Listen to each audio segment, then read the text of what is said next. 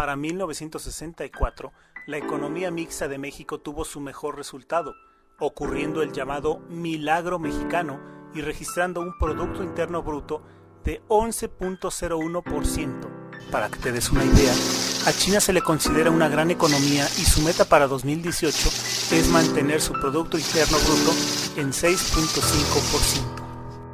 ¿Y qué pasó?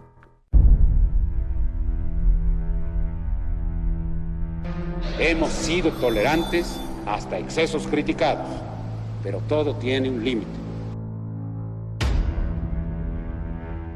¿Quién? ¿Quiénes? Nadie. Al día siguiente, nadie. La plaza amaneció barrida. Los periódicos dieron como noticia principal el estado del tiempo. Según el libro Dentro de la CIA, Diario de un espía, Echeverría fue colaborador de la CIA, al igual que su predecesor Gustavo Díaz Ordaz. En 1971 ocurrió otra represión de los estudiantes como la de 1968, conocida como el Halconazo o la Matanza de Corpus Christi, con más de 120 muertos y más de 300 detenidos. El dólar pasó de 12.50 a 25 pesos y la deuda se elevó de 6,000 millones de dólares a más de 20,000 millones de dólares. López Portillo recibe el país con una devaluación histórica, por lo que se pide un préstamo al Fondo Monetario Internacional y comienza a incrementarse desmedidamente el endeudamiento. Se encontraron grandes yacimientos de petróleo en la segunda mitad de su sexenio, calculados en 100,000 millones de dólares. Nepotismo, derroche, malas decisiones en el gasto público y una corrupción galopante terminó por reducir a cero los excedentes del petróleo en solo 3 años. La devaluación del peso fue de 470%, por lo que pasó de 25 a 149 por dólar. ¿Y quién llamó a juicio a estos 3 presidentes irresponsables? Fueron protegidos por sus colegas de partido, nombrándolos aún embajadores en otros países. Miguel de la Madrid tomó varias medidas que coincidían con los requerimientos del neoliberalismo de Estados Unidos y Reino Unido, como la apertura económica, la desregularización y descentralización y la privatización de empresas paraestatales. El neoliberalismo entraba a nuestro país. La inflación creció 100% por cada año, alejando la canasta básica del alcance de la mayoría de los mexicanos. La devaluación alcanzó el 3,100%, llegando a los 2,289 pesos con 58 centavos por dólar. Cuauhtémoc Cárdenas aventaja por mucho al candidato priista Salinas de Gortari en el cómputo de las elecciones presidenciales.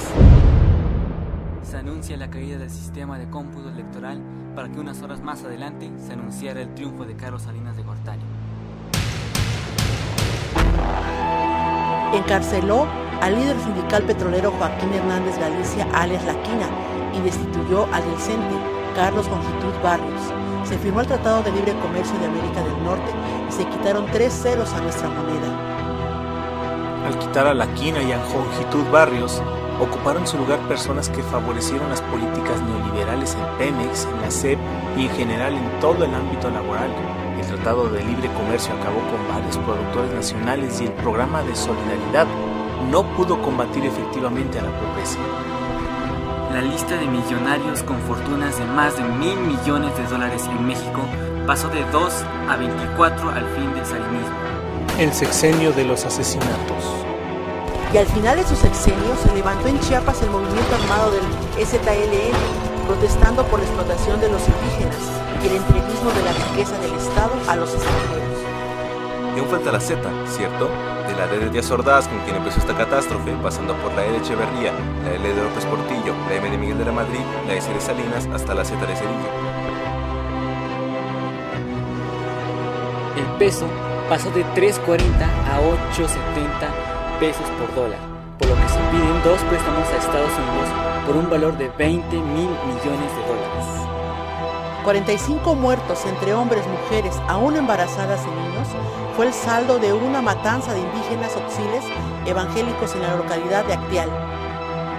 Casquillos de bala correspondientes a armas exclusivas del ejército y testimonios de que mandos militares armaron a civiles y les incitaron a usarlas contra otros civiles sugiere un crimen de Estado. La PACA, Una vidente, una bruja, como la catalogaron la mayoría de los implicados poco tiempo después, había sido la guía de la justicia mexicana para encontrar al responsable de uno de los asesinatos más escabrosos de la historia nacional reciente, un caso que sigue sin resolverse.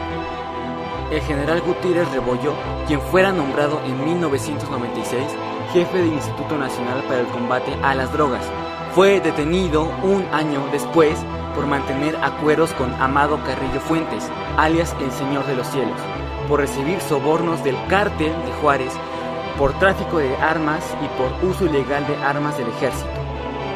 Una inmensa deuda adquirida irresponsablemente por los banqueros pasa a ser deuda pública, pagada con las contribuciones de todos los mexicanos. Y con todo, el 2 de julio de 2000 se tuvieron elecciones auténticas, ganando la alternancia y quitando del poder al PRI después de 70 años. Pero, ¿en verdad hubo alternancia en el poder o hubo continuidad en las políticas neoliberales, pero con otro partido?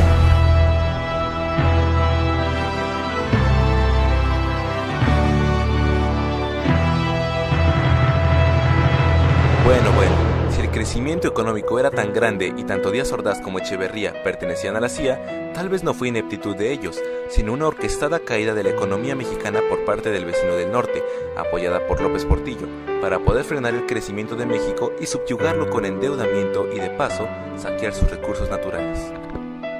De otra manera, estamos hablando de los 3 gobernadores más ineptos de toda la historia moderna.